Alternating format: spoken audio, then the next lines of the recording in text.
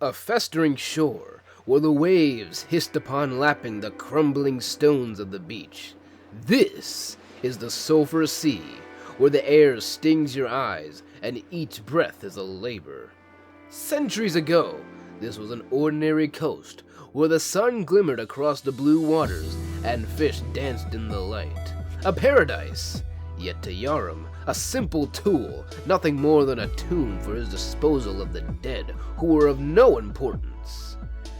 The beginning of Yarum's rule was unimaginably harsh, far worse than those who came before him.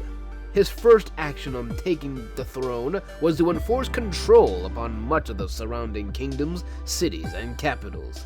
He succeeded in it all.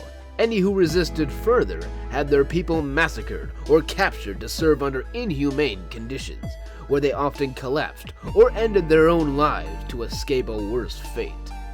Inevitably, the body count rose. This increased further until finally, given no other option to dispose of the bodies, Yarum turned to the now known Sulphurous Seas. At first, it was a gradual flow of corpses, only those which could not be contained within the dungeon's crypts.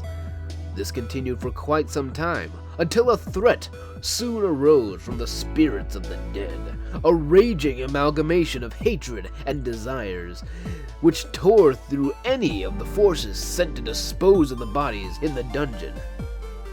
Yarum realized it was unwise to feed more souls to this growing threat. Thus, he began to dispose of more corpses into the far ocean. The once crystal clear waters turned black with blood and entrails of many, choking the life from its waters. This process destroyed the delicate and precious ecosystem. Only the hardiest and most desperate of creatures in this bay clung on to its last hopes and soon adapted to the toxic environment. As the years passed, the water suffered only more offenses, serving further despicable purposes, such as the containment of Silva and the dumping grounds of runoff on Dragon's experiments. At last, Yarum's rule as a tyrant had been solidified, allowing no resistance, or his anger was pacified. The flow of corpses was stemmed, and the cruel practices had ended. However, the damage was done.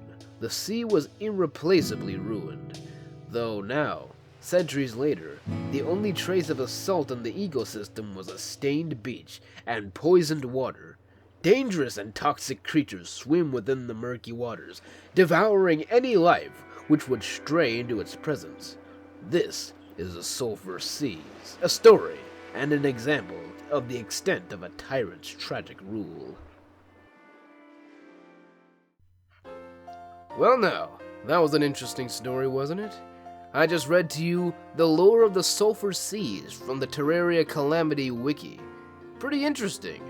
Anyway, I really hope you guys enjoyed. Make sure to share with your friends if you want to, and please subscribe. Anyway, this has been QuakerDX signing out from the Oatmill. See you next time.